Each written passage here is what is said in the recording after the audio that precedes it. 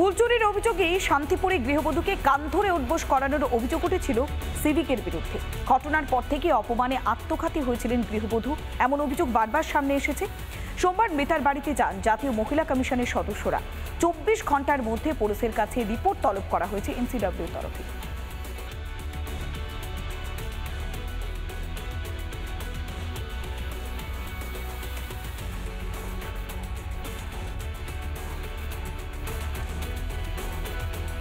আমাদের বাড়িতে অনেক কষ্ট গেছে ম্যাম, আমার দুটো দাদা চলে গেছে, আমাদের বাড়ি অনেক অশান্তি, কিছুই এইসব নিয়ে অনেক কষ্টের দিন কাটায়। আমার মা এরকম কোনোদিনও করেনি, কিন্তু এই যে আমার মা এরকম করার মানুষ না, আমার মাকে ওরাই এরকম করে ফেলেছে।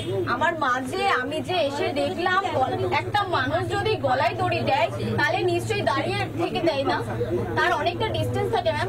সেখানে আমার মাকে আমি যখন দেখছি আমার মা দুটো পা মাটিতে দাঁড় করিয়ে আছে। বিশেষ আমার মাকে ওরাই মেরে ফেলেছে, যে এদের বিচার চাই।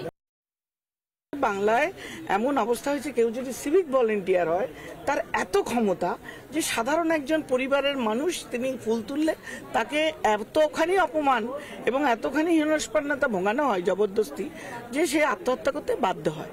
সিভিক ভলেন্টিয়ারের বারবারন্ত দৌরাত্ম্য আজকের সমাজে একটা ভয়ের কারণ।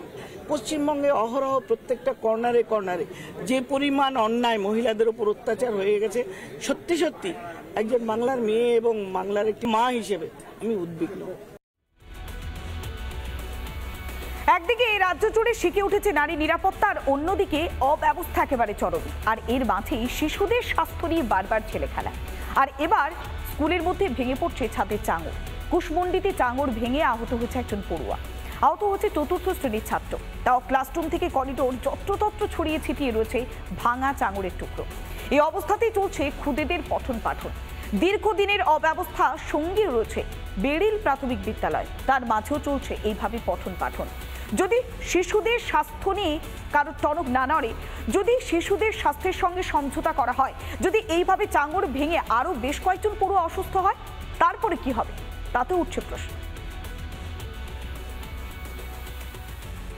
স্কুলে আসার পর ঘরের একদম অবস্থা খারাপ, প্লাস্টার পরে কিন্তু মাথা ফেটে গিয়েছে। তো মাস্টার মশাইদের কাছে যেটা শুনলাম, বারবার রিকোয়েস্ট পাঠিয়েছে মাস্টার মশাইরা, কিন্তু কোনো পদক্ষেপ নেওয়া হয়নি। আজকের যে ঘটনা সেটা তো খুবই দুর্ভাগ্যজনক আর কি। এর জন্য আমি আমার ঊর্ধ্বতন কর্তৃপক্ষকে কাতর অনুরোধ জানাচ্ছি যে মানে খুব ইমিডিয়েট আপনারা এর একটা ব্যবস্থা করুন। সমস্ত ঘরের ছাদের প্লাস্টার এবং ছাদসহ বেহাল অবস্থায় পড়ে আছে।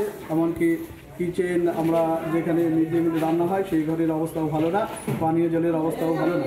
সমগ্র বিষয়টি আমি এসআই স্যারকে গত 2রা জুলাই লিখিত আকারে জানিয়েছি এবং আমি দাবি রেখেছি যে যত দ্রুত আমাদের স্কুলে পরিকাঠামো মেরামতি করা যায়।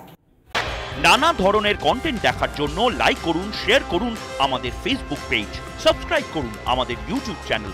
পাশাপাশি অন্যান্য ব্রেকিং নিউজের জন্য অবশ্যই চোখ রাখুন রিপাবলিক বাংলায়।